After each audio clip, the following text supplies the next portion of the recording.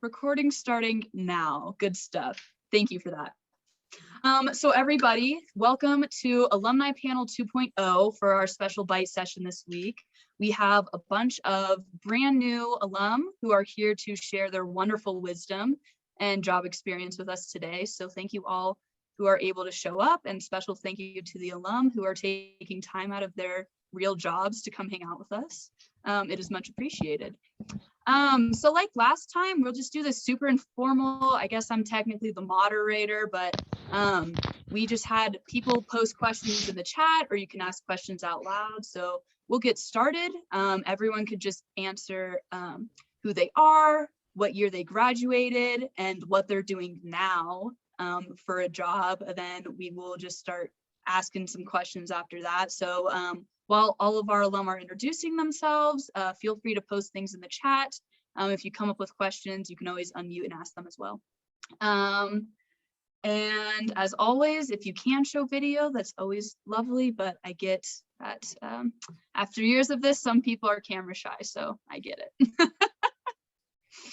But anyways, Shayla, you're the first one in my little corner, so do you want to kick us off, and then the rest of the alum can just like bounce off of her? Sure. Yeah. So my name's Shayla Lane. I graduated in June last year, and I'm working for Vector Remote Care, which is a local company, but they're remote optional. So we have like, I think about 50% of our staff is not in Bend, and like 50% of the, at least of the Bend staff doesn't come into the office. Yeah, is that, did I get everything?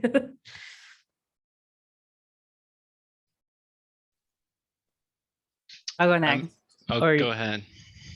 I mean, you can go ahead. Okay, I'll go. My name is Brian. I work for a company called Corvo, which is a giant manufacturing company in semiconductor industry. So software engineer, I'm based in Bend. We have a small office here. Actually, they do make components here in Bend. So I support some automation and data analytics and just sort of variety of things for the Bend site specifically. We even have something semi-modern with Django as a framework, which is amazing compared to the rest of Corvo, which is pretty old school. We also have some crazy legacy stuff. And they're based in Texas. We have sites all over the world. And then I do a lot of, I spend about half my time driving kind of DevOps globally for the company, standardizing some tooling and processes for software engineering. I get to work with students, partly because we're short-staffed, and also because Cascades has the best students and creates really amazing software engineers. So we try to steal as much of the talent as we can. So I have capstone teams working on projects with us, and interns as well. So yeah, that's me. Oh, and I don't remember what year I graduated, to be honest. It was probably 19 or 20. I think it would have been 20 because I was the year after, I think, and it was 21. Perfect. That sounds right.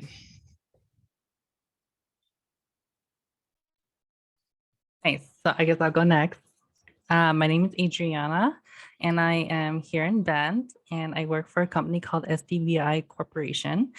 And we are a fully distributed corporation, meaning that we started out remote and we're continuing remote.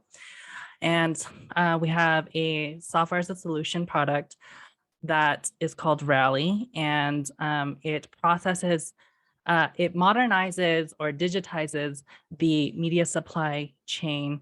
What that means is like all your big like series that come from Netflix, HBO Max, our product will take all of that movie and content and process it really quickly, putting the captions in, ratings, and it'll also do a lot of other things. But it just basically it filters through so that we can push out more content to the customers as quick as possible. The the reason why we're the leading in our industry is because a lot of organizations have that are in the media realm, they have on-site servers and they do everything on site. So it's a lot harder for them especially during coronavirus to like go on premise and like process the content themselves. And then so everything's being moved to the cloud. And yeah, so that's what our product does. I just realized I didn't explain what my work does. Can I throw that in? Yeah, sure. So we basically like heart monitors and pacemakers, stuff like that, implanted devices. They send data to like a central kind of computer.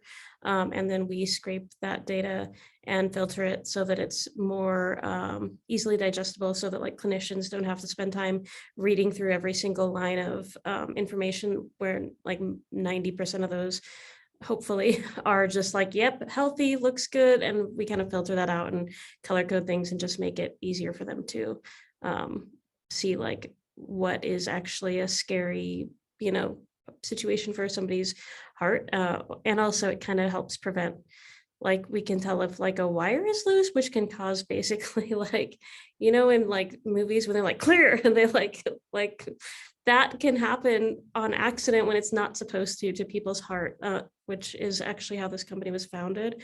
Our founder's mom's heart was shocked 32 times. And I guess like one of these things will like knock you on your ass. Like it is not like a gentle thing, it's to get your heart started again. And she survived it actually, but he was like, that shouldn't have happened. Like, how can we make sure that doesn't happen to other people? But it also just makes healthcare a little bit like more affordable, and it makes it so that patients are getting their information reviewed more regularly because doctors don't have to look through like every single line of everything and try to suss out like what matters and what doesn't. So yeah, I just realized I forgot to put that in there. Were we supposed to talk about our technologies that we work in? Or no? I'll just throw it in there. Not yet. That can be another. Okay. That'll be another question afterwards. I just want to get a quick intro. Okay, cool. Then I also just wanted to verify, Ethan, are you our fourth alum, or is it just coincidence that you were also named Ethan? Hey, is my mic working? Can everybody hear me? Yeah. Yes. There you go. Yeah. So my name's Ethan. I live in Seattle. I work at a company called Sunday Swap. So I work on basically it's called a decentralized exchange. It's kind of like a stock exchange. It's on the Cardano blockchain. I know that blockchain stuff is kind of controversial. I consider myself pretty skeptical, critical of blockchain stuff. But I think that, Cardano in particular is kind of different because there's a lot of concerns about like the environmental impacts of stuff. Cardano is like proof of stake, so it avoids a lot of the issues that like Bitcoin and Ethereum have with that. And I also it's just kind of like there's a lot of interesting technical problems that I get to work on. So yeah. Nice. That's awesome. Thank you, everyone, for giving that introduction. We don't have any questions in the chat yet, but I have a couple queued up. Adriana brings up a good point and something I'm curious about as well. So in your day-to-day jobs, like what are you working in? What frameworks, what languages? Are you hardware, software? Kind of like a more narrow scope of what you personally do. And then let's start with Brian this time. Shuffle it up. Sure. I'm in somewhat of a unique position with my more global focus. So I end up having to touch like an astounding number of different technologies. So those might include like VB.NET, C, C#, .NET Core, Terraform, Python, use some Django, which I mentioned. I'm trying to think what else is in there. For databases, I guess we use a lot of Microsoft SQL, unfortunately. I guess maybe we shouldn't evangelize on this, but yeah, Microsoft SQL, we have Oracle. What else? Trying to think. Those are probably the bulk. Oh, actually, no, I lied. Perl. There's a bunch of Perl, PHP. I forgot about like an entire site. They're all Perl, PHP, and TCL, Tickle, which is an old tool control language. That's not the most fun to work with, to be honest. And Java actually too, now that my brain's working. So I think that's the bulk of them. There are others, like it's a big company. There's lots of, and we acquire companies too. That's been like the latest thing. So it seems like every time you acquire a company, there's like a whole new subset of languages and technology, the stacks. Different people make different design choices, different applications. So that's probably good enough, right? No, that's perfect. That's a really unique perspective you have. So it'll be interesting as our panel goes on what we hear about that. Ethan, do you want to tell us what you work in? Yeah, so pretty much like 90% of the work I do is in Haskell. We have a little bit of, we have some Golang services on AWS. I've worked a little bit on those, but for the most part, I don't touch them a whole lot. That's about it. I think there's like one thing we have in production that's like Rust, but and then there's like a front end team, but yeah, I don't really work on the front end. Nice, I love it. Nice functional language. Adriana, what do you have? Yeah, so I am a full stack engineer. And so I work on primarily an Adobe plugin that we created. And that's an extend script.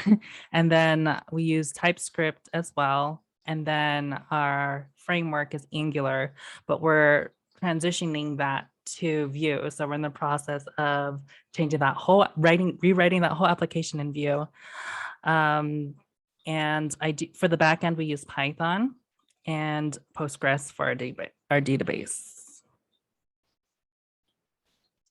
So Nice, I work pretty, oh, sorry. I just No, you're jumped good. right Go in. for it. I work pretty much like, I think everything that I have done has been in JavaScript so far. I'm doing a rotational program. So I'm hitting my 6-month mark. So I'm about to move into a different department, but I started in QA. So I'm in like a very small area of our company, and it's very different than what everybody else here does. But literally next week, I'll be moving into something we call the core team. I think we're going to move it to the hardcore team because we're nerds and it seemed funner. But and then I'll get to work with a bunch of other stuff. But right now it's pretty much all JavaScript. I'm using Mocha as kind of the structure for that. So that's kind of how you structure your tests, but it's QA. So I'm just writing a bunch of automated tests and kind of working with different teams. We're trying to, because we're a startup, we're 4 years old, so it doesn't feel super startup-y, but we're growing really quickly all the time. And so my direct mentor is the QA manager, and we don't have a QA department. So it's just me and him right now. When I move into the next department, it'll just be him. And he's trying to get everybody to write tests so that there never is a QA department, so that we can always continue to scale at whatever rate we need to and not like create a silo. So I'll probably be like trying to help implement that. But anyway, so everything I do is in JavaScript, but there are a lot of things that the people who are actually building the product use that I haven't touched yet. Yeah. That's awesome. I'm sure Yang would be stoked to hear that he's making everyone write their own tests. Yeah, it's a very young let's see. philosophy So it here. looks like that's perfect. I love that. So next question, Jill tossed one in the chat. Everyone knows we've been doing remote stuff because of COVID. And so she wants to know what your personal remote working experience has been like, and if you have any benefits or issues that you personally have experienced. And I don't need to interrupt you guys every single time. So if we just want to do like a round robin fashion, maybe starting with Adriana this time. Sure. I mean, I started out before this company. I was working at Le Schwab at on-premise, and when Corona hit, there was just like confusion on how how they're going to structure the work. So I was in one day, and then 2 months later, they're like, "Oh, we're doing remote work," and then the rules changed again, and then they brought us back in. So it was just that annoying, like what. Well, everybody's doing remote nowadays. So, I mean, I would rather, if I'm going to be in a position at work, I'd rather stick to one place.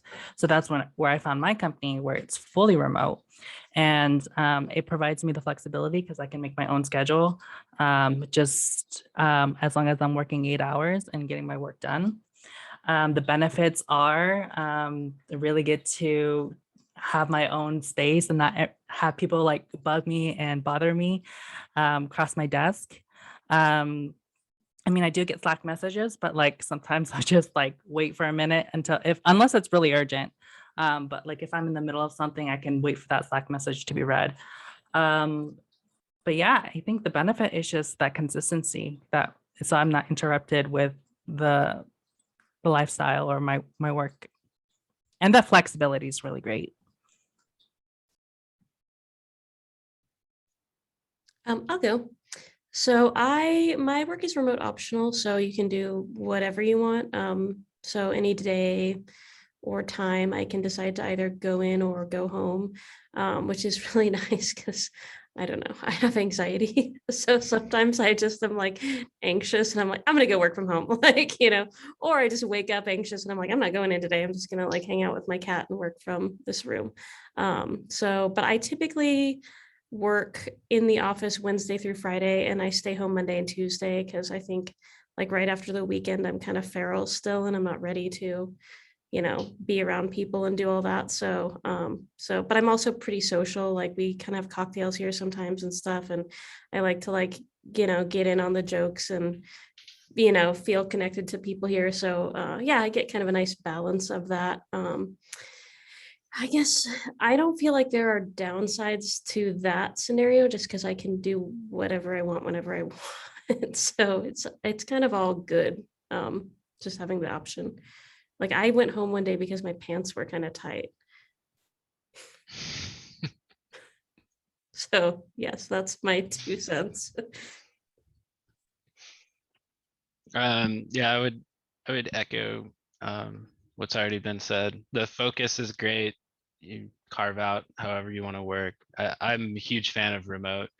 I haven't had any issues with it. The little kind of dev team that we run for Ben, so that we include our capstone students, interns, and I have another colleague that's a developer that I work with, and we have no issues. So we do kind of the standard stand-ups, and we just do it on Teams, and it works great. If there's issues or things that need more time, then we just do little breakouts. It's all pretty flexible and easy. I do travel a little bit occasionally. It depends on COVID and what the needs are, but so every once in a while I do have to actually go somewhere, which is usually unfortunate because then you get bugged by lots of people when you show up on site somewhere, which I get. So I now spoiled with COVID in particular. I get irrationally like irritated. I think it's become my skin is so soft for that. It's just like the 4th interruption, I'm just like, all right, that's it. How do I get myself out of this building and go do work efficiently? I'm joking, but only partially. Trying to think what other cons. I mean, so for Corvo, this is probably a little different from the other alum, but Corvo being a manufacturing company first, there's lots of, I don't know what the PC terms are really, but there's people that have to be on site because they run a tool or they have to oversee some subset of people that operate tools or move wafers through the fab. And sometimes there are issues with staff that are, never there, and you get kind of this old school versus new school digital tech group, and they kind of butt heads sometimes. It's not really a big deal, but it is sort of interesting to observe. And I think with COVID forcing a lot more remote work, it's been interesting to see how leadership, which, to be honest, for Corvo anyway, is kind of old school. They're generally like older white guys from Texas, because that company was founded in Texas, and a lot of them are just, they do not understand remote work. They don't see how it can actually work and be sustainable despite whatever evidence you throw their way, and they just want everybody to sit in an office all the time. So it is interesting. For my organization in Corvo, it's completely shifted. Like my job is now fully remote if I want. Like I said, I do travel a little bit. Occasionally I go in for whatever reason to help support something. But yeah, I will not ever have to actually go back. And my previous job, which started as an internship when I was in school, was also remote, and it was great. Mostly because the office was in Puerto Rico, so I got to go to Puerto Rico occasionally.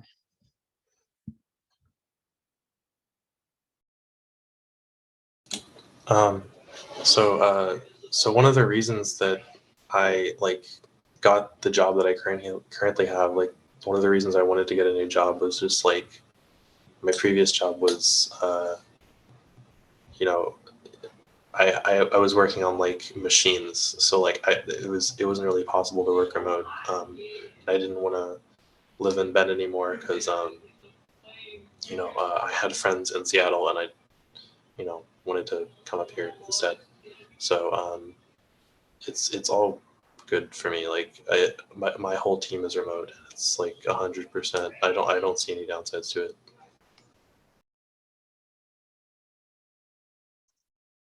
Nice. Thank you, everyone, for those perspectives. So maybe remote isn't so bad overall.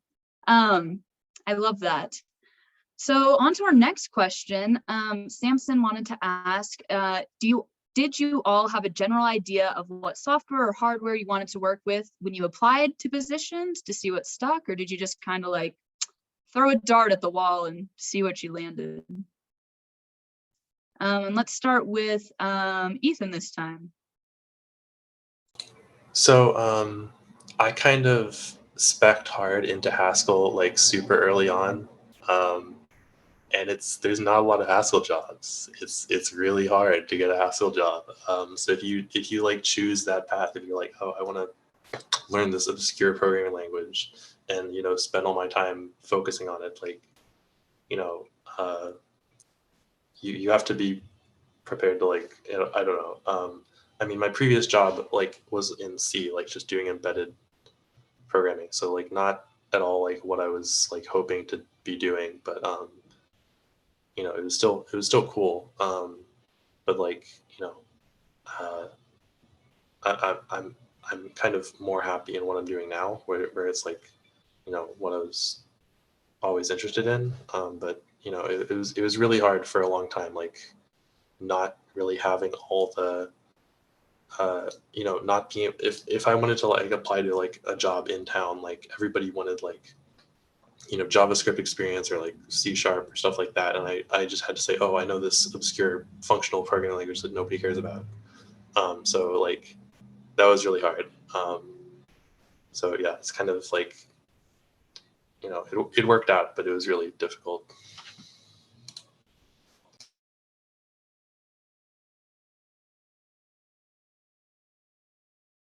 Oh, I forgot. Are we just jumping in? So I guess like with my route, I knew I didn't want to do data science. That was a hard no for me. And as far as hardware, like, I mean, I had the experience with C and I just don't like it. And I'm afraid I'm going to break something. I'm pretty sure I will. And hardware with hardware, like that's a big no-no. And I was like, okay, I don't want to do that. And then I kind of just fell into full stack when I had an internship with St. Charles, and they were using C# and ASP.NET.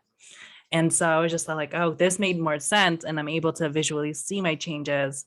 And if it breaks, like I can break inside of like a development environment and not like be worried. So I was like, okay. And then I kind of just went from C# to JavaScript and JavaScript to TypeScript, which is just a superset of JavaScript. But yeah, that was my journey. It was more so like I knew what I didn't like. And then I kind of just fell into what I was good at.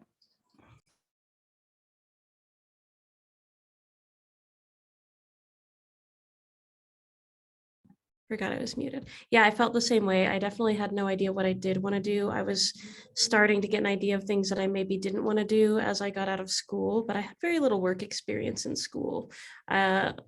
I got like a freelance job that Jan kind of hooked. I got a couple, actually, Jill hooked me up with one too. Got a couple of like freelance things. I don't think I actually had an internship. So I didn't have, I just had the experience that you have by the time you're done with school. And I thought that I liked Ruby just because Yang kind of uses Ruby a lot as a base for people in their senior projects. And I thought that there were some things that were just really pretty. I like really readable stuff. I like my goal in life is to write code that somebody who doesn't program could read and like understand what it's doing. So I think I thought I wanted to work in Ruby because of that, but I was not picky. I hadn't written a single line of code when I first went back to school. So I just was like I didn't know anything. I applied to like 500 jobs. I interviewed with like 25 of them. Like I would have like, I would have figured like, I would have been like, sure, Perl's fine. Like I can, yeah, I mean, but like I can do that. So I didn't really I wasn't picky at all. I was just kind of like, and actually the job I got, which like I said, it was in JavaScript. I had not written any JavaScript. I had graded in JavaScript, but I hadn't written any JavaScript on my own, I don't think, prior to this job. So you don't have to know the language that you get hired in. Object-oriented programming is pretty consistent across the board. Yeah, for me, I think the only thing I really knew is I didn't want to work in a ticket farm and just like, grab the next ticket, go find the bug, push the change. That didn't seem that appealing to me. And I think it breeds not great work environment and maybe some not so good practices. So, I was lucky with the internship that I had, which turned into kind of a developer role. And I did some other things for this company that, I worked on an operating system for the Department of Defense. And then I also was working or managing a kind of data center. And we did some cool crypto projects, like research and security, and trying to figure out if you could like power a miner with solar or some alternative energy. And you can, but it's not very practical if anyone's curious. It requires a lot of solar panels for just one little miner, it turns out, as you could guess, for Bitcoin anyway. So I kind of had like, I don't know, just an idea of what I wanted the environment to be like. I guess I didn't really think too hard, honestly, about what the stack was, because I think for me, it was always about being able to work in an environment where you get to apply what you know, learn new things, kind of push the envelope. So I wanted a job where I could think about maybe some architectural or design with whatever I was dealing with. Try to write really clean, really readable, like Shayla was saying, like just all those software engineering best practices. I kind of didn't want Ruby to be on. Yang's not in here, right? Yeah.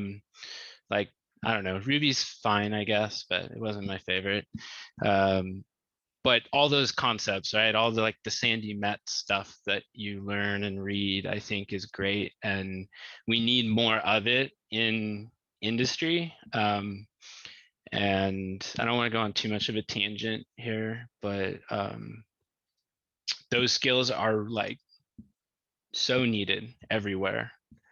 The bar is in a lot of places really quite low. And so, you know, going to like a manufacturing company did give me pause initially. It's actually a really hard decision.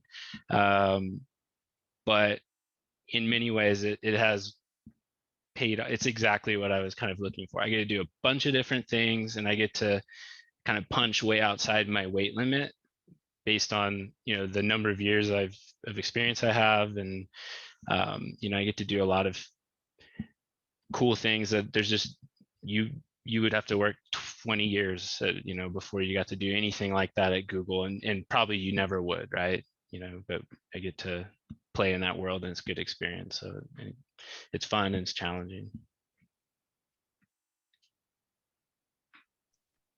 Awesome. Thank you everyone for those responses.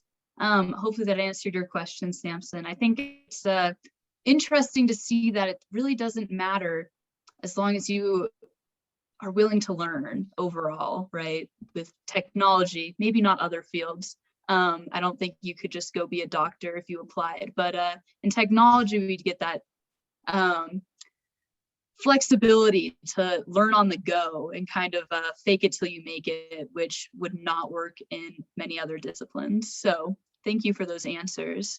Next question, Linnea wants to know, from where you are now, do you have anything you would tell your college self, some advice, tips, those types of things? Let's start with Shayla this time. Yeah, there's so much stuff. One of the biggest things would be like, if you feel like everything's really hard all the time, and maybe like that means that you're not where you belong. I always felt like I was kind of maybe trying to fit like a square peg into a round hole, because it didn't feel like it was coming very naturally to me, and I was brand new at it. And then I was 28 when I went back to school, and I would have, you know, be in class with 18-year-olds who were just killing it. But, you know, there's such thing as like kind of the privilege of experience. So like sometimes a lot of people feeling like a bunch of people are maybe having an easier time than you doesn't necessarily mean that they're better suited for something. They might just have been doing it longer. So I would say, like, if it feels like, I don't know, like it's just super difficult all the time, if you feel really stupid all the time, like that's just how it's supposed to feel. I'm so happy that I did it and like finished, and like I have like the job I have now is like the best job I've ever had, and I'm so freaking happy. Like I just like can't even take it. So there was like the pot of gold is at the end of the rainbow, and you don't have to. This isn't just for people who have that experience, and just for people who, I can barely use the lingo like now. I'm trying to get better at it. And I thought it wasn't important to learn the computer science like language when I was in school, because it seemed like a little bit ridiculous with all the acronyms and everything. I was like, can't we just say things like, just describe it in a way that people can understand? But I would say maybe do learn the lingo a little bit, because it comes up in interviews and you're like, I don't know, have I done agile development? And you have, but like maybe you weren't using that word in your own mind, and you might tell people you don't have experience in things that you do have experience in because you didn't bother to like pick up the language. So I would say, even though it seems arbitrary, or to me it did, like maybe take a little bit of time to try to get comfortable with the common computer science language. But mostly, yeah, just like if you feel stupid all the time, that's normal. And that doesn't mean that you shouldn't be here. And also, I think it's really good to just ask questions like in class when you're having them, so that you don't, what happens with your brain is when somebody says something that you don't understand, if you don't get that cleared up, your brain stays back there while they keep talking. And then by the time you like come back around and like give up on trying to figure that out and try to focus again, then you're even more confused. And then you really feel stupid, and you're like in this cycle of like you're making it way worse on yourself, and it could be easier. And lots of times, if nobody's asking questions, that's not because everybody knows the answer. It's because everybody else is also like afraid to ask questions. I had people come up to me after a class and be like, "Oh, I'm so glad that you asked that because I was thinking the same thing." So just like do yourself a favor and just like get clarification when you need it. I've never once had anybody be like, "Oh my God," like, like nobody was ever rude. And it'll just save you a lot of heartache.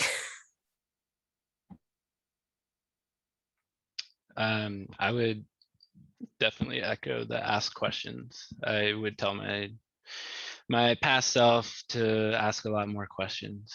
I think I took the approach more of, I don't know, just thinking like, well, I just need to sit with this stuff longer and then it'll just make sense. Or, you kind of, I don't know, it's easy to fall into some kind of cyclical trap where you're just like, eventually I'm just gonna figure it out. And yeah, sometimes you do, and probably most of the time, eventually you will. And that's a good skill to have too. But I think it's important to have that discourse and stimulate that discourse with questions, and you can do it in the moment and probably get a lot of value out of that. And I don't think I did that enough. I think one thing that I would just say to anyone, I would say this to my past self, although it was something I was actively trying to do at the time, is just be bold and take yourself out of your comfort zone. Some of the best, best outcomes I had while I was in school were because I did stuff that I wasn't really comfortable doing. I just, like you have all the pro dev stuff, and I don't remember what all the names are, but you might, I guess with COVID it's a little different, but a few years ago you could go to an in-person event like networking with people in the field. And I don't know, I noticed, I don't know if it's changed, but like I went to one and I noticed like no one would go. So you basically had like open access to all these people to yourself, and you can really capitalize on that stuff and learn a lot and make great connections that might lead to jobs or just good people to know in the industry. And Bend, I guess it still does, and I'm sure it'll come back, but there's a nice little tech community in town, for those of you that are still in town, I guess. And I don't know, I think it's really easy to put those sort of things off, but don't put them off. You should go do it, put yourself out there. You can feel confident that you will bring value to whatever the conversation is.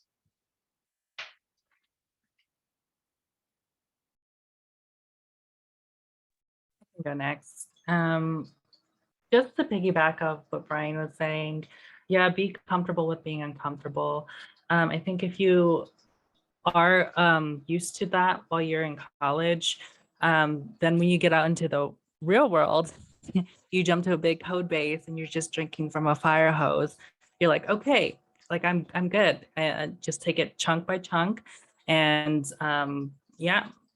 And another thing I would say to my college self would be, find your why purpose on why you like to code and why you like computer science, because that why statement is going to get you through like a lot of the tough times where you think that you're like, oh, I'm like Shayla said, like I'm not the smartest person in the world. But then when you go back to that why statement, okay, yes, this is why I'm doing it.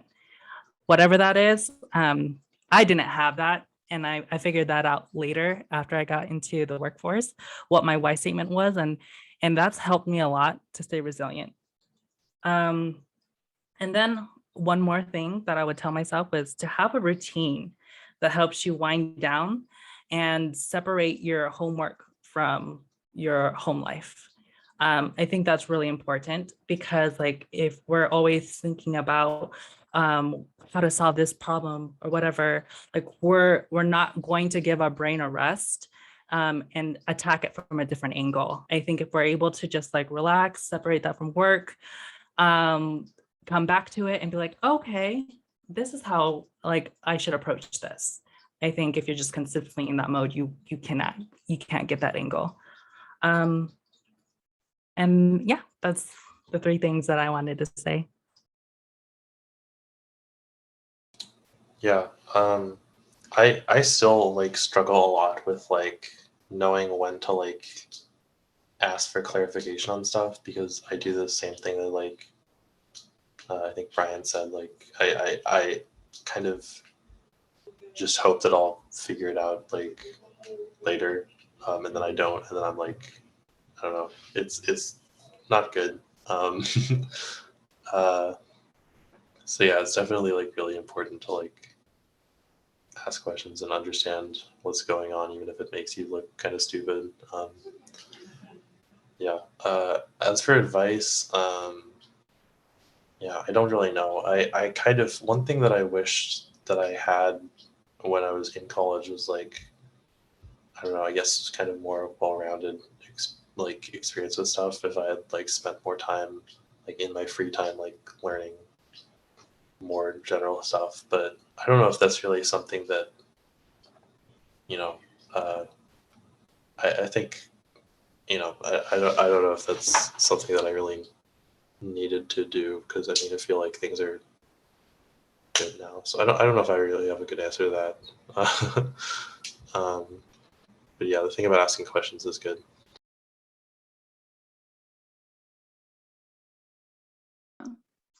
No, I love all those answers. Thank you everyone for answering those. I definitely agree. And that's why we have these bite sessions. So people can get a broader range of experiences and even just get exposed to other things. Even if, like Ethan, you don't necessarily take to them, you could definitely, even if you're just ruling things out you don't want to do, which can be just as powerful as knowing what you do want to do. So let's see, we're at 4:45. We have about like 15 more minutes. I will ask Jill's question, then we might have time for one more. So if anyone has a last minute question, I have a couple, if not, but just plan for that.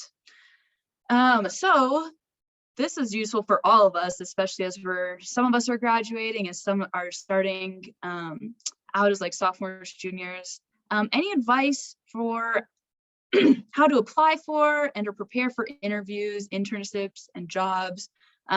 We've definitely hosted a couple sessions on this type of stuff, but it's always super useful to know, you know, how did you guys prepare for your jobs? What was your interview process like?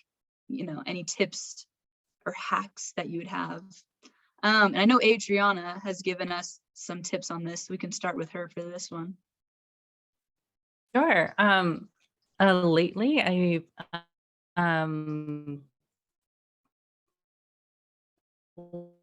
what I did was look back at Actor's Handbook that we did in Jill's class, and kind of refined it and kind of like reviewed it and kind of put things into my own words, and made sure I solidified my understanding of each data structure, what the types and sorts are, and understanding how to analyze big O encountered in my work is that not a lot of people do like analysis of algorithms. They don't know like, oh, that should be O of n. How do we make this faster?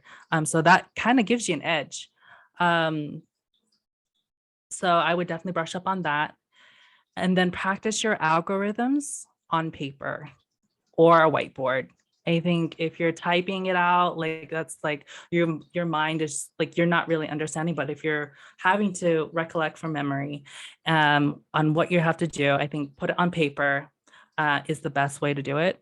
And I think that's it. Oh, and do mock interviews, of course, like with your peers.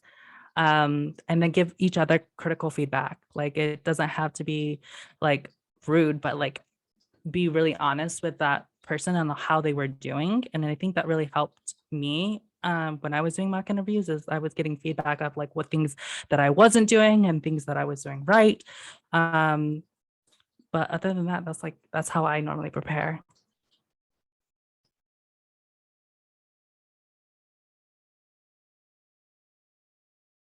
Okay, I'll go again.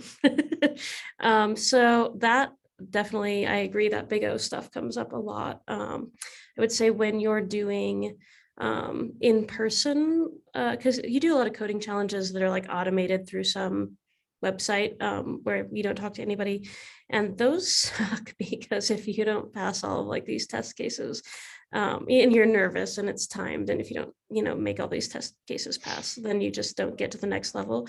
The nice thing, even though it's more nerve-wracking about, I say in person, but mine were all video ones, or like, virtual ones. But when you're actually getting to do coding challenges where you get to talk to people,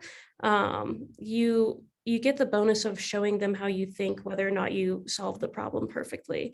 So one thing to do when you're nervous, when somebody goes, okay, like, here's what we want you to do, is like, just repeat back to them, okay, so you are looking for a program that does this. And I would say, to be even more specific, you want to ask, like, what input is it taking and what output are you expecting? Because that'll like really clear it up. Like, you could be I have been so far like in the wrong direction trying to do things because I just freaked out. I was like, I need to start like typing code. And I've heard that they want to hear you do that stuff anyway. So even though it's helpful for you, I think that it also looks good. They'd rather see you do that than just jump in and start coding. But it also helps you to kind of process and slow down and make sure that you're understanding the question, so you don't start writing a solution for like a different problem. And then, like I said, I mean, you don't have to, I got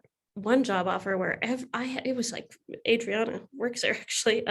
It was like it felt like a grueling, it was like, I think 4 or 5 interviews, and like 3 or 4 of them were technical. And I felt like I just sucked at like every step of it. And I ended up getting an offer too. So like, you might not be doing as bad as you think. I cried after one of those interviews, like hard. Like, I took a shot of vodka at like 11 a.m. Like, I was not doing good. And then like 2 days later, they were like, congratulations. And I was like, oh, that's surprising. Okay. So, and then the other thing is, I applied to, like I said, like a ton of jobs. I did a ton of interviews. I ended up getting 2 job offers, and both of the places I got job offers I was a little more organic and natural in myself when I was talking to people. It's funny because the reason that I was because my soul had died from like how like low my self-esteem was. Like, I basically got to a point where it's like, you're trying to convince somebody that they should hire you, but you feel like you shouldn't be like taking up air that better people could be breathing, so like, so in the process of me feeling sort of like brutalized, and I'm saying this not to discourage you, but rather to like, if you end up feeling that way, like, that doesn't mean you're not getting a job. You're just like being hard on yourself, so the job's still coming, even if but basically I got like the crap kicked out of me, and I stopped like bringing this like A-game cheerleader version of myself to interviews because I was just broken. And what I was bringing to interviews was my actual self, and those went so much better. So if you can try to be yourself as much as is appropriately like possible, I think people who do interviews, they have to listen to fake stuff all day. And I think that truth rings a little bit better, and it just feels better. And people care about fit a lot. I would say, I know the company I work at, they may care about fit more than talent, and that there's no company that doesn't care about fit at all. Like, they have to deal with you. So yeah, if you can be like genuine, I think that comes across better.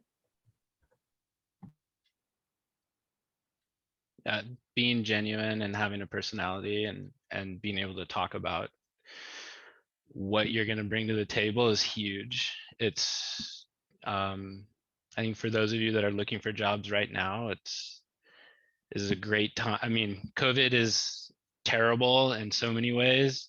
For the kind of work you're probably looking for, it's probably really good. It's super hard to find talent right now.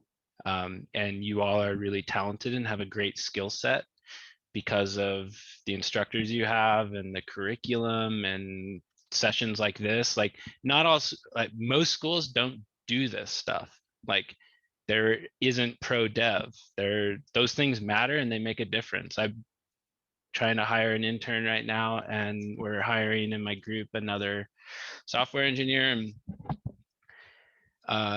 it's not going well.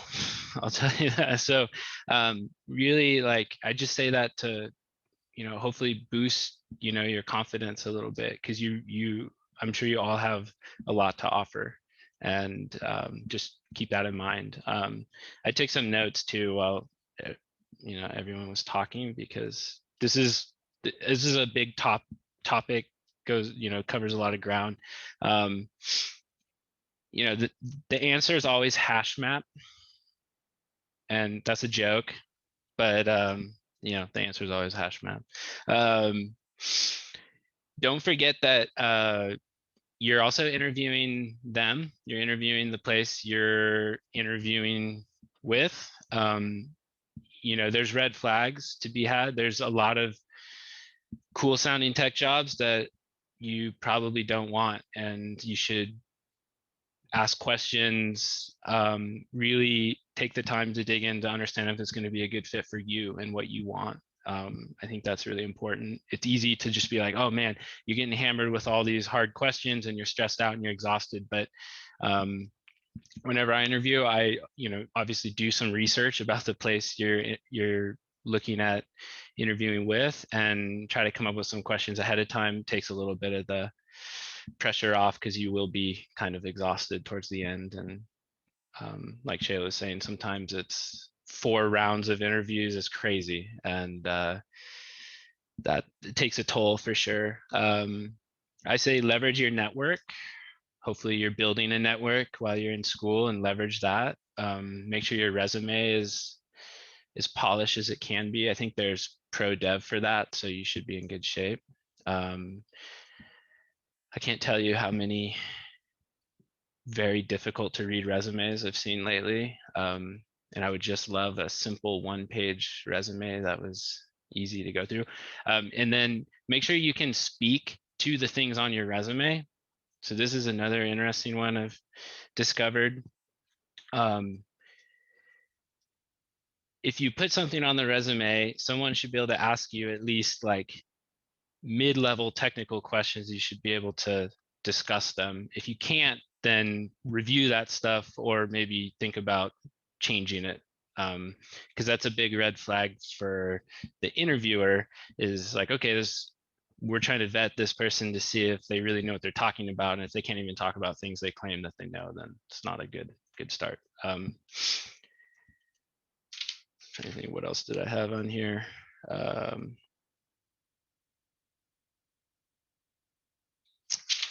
I guess I always add one little anecdote, because I actually interviewed at a place recently, and I thought it went actually quite poorly.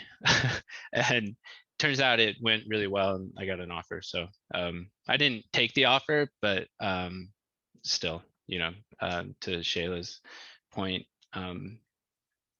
even if it seems like all is lost, it's probably not, honestly. And yeah, I don't know what else I can add. Practice, of course, I think that's huge. I think Adriana mentioned that. You have to practice. Because I don't know about everybody else, but I'm not like implementing hash map very often in my day job / I've never done it. And you lose that stuff. Just even some of the basic concepts they get rusty, and it's hard to have a cogent conversation under pressure about those things. So you have to review.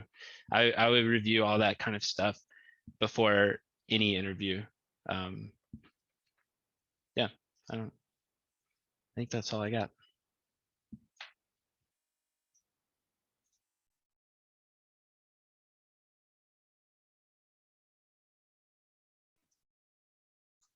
Ethan, did you have anything you wanted to add?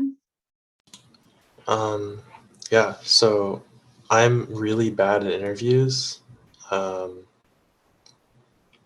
had interviews where I thought I, did really well, and I, got ghosted. And I've had interviews where I didn't try at all, and I got an offer.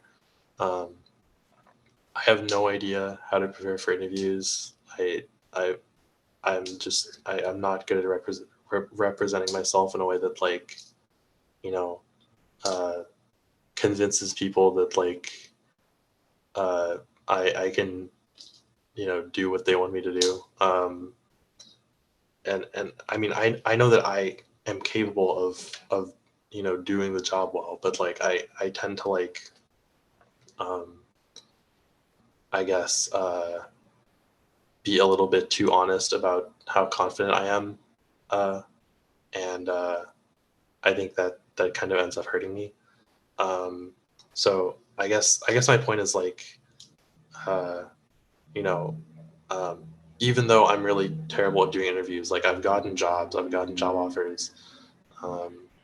Like you don't necessarily even have to be good at that. Like I think the last 2 jobs I got were kind of like mostly like on the recommendation of other people. So like maybe if you're like really terrible at job interviews, like that's another way that you can get into stuff. Because yeah, I don't know. For some people, I don't know. It's really hard. I don't really have a lot of good tips on it. But yeah, it's so. I mean, if you're like feeling like you're like just not, that's not something you're good at. Like, it doesn't necessarily mean like you're doomed. No, thank you. I appreciate all those different perspectives, and that's very important. Networking especially. I mean, whether you're good at job interviews or not, very few things are more potent than a network regardless. I mean, you could be better at a job than another person, but if they're coming in with a recommendation of someone hiring, I mean, they are probably more likely to get it than you anyway. So definitely do not underestimate the power of networking. So thank you, Ethan, for bringing that up. And thank you. That puts us right at 5 o'clock. So I don't want to keep you guys any longer, but thank you, all of you alum, for coming and giving your lovely wisdom. This recording will be put up once it downloads to my email. So we will be sure to share your words with everyone else as well. And thank you for taking time to come hang out with us. And for all of the rest of you, the alum are in the servers. Feel free to ask them questions. They seem like lovely people. I'm sure they'll only heckle you a little bit. But other than that, thank you everyone for coming tonight. Have a great evening. We appreciate you taking some time to hang out with us. Thanks for having us. It was good to see you guys. Yeah, thank you guys. Bye. Thank you so much. Okay. No, thank you. Have a good one, everyone. Cheers.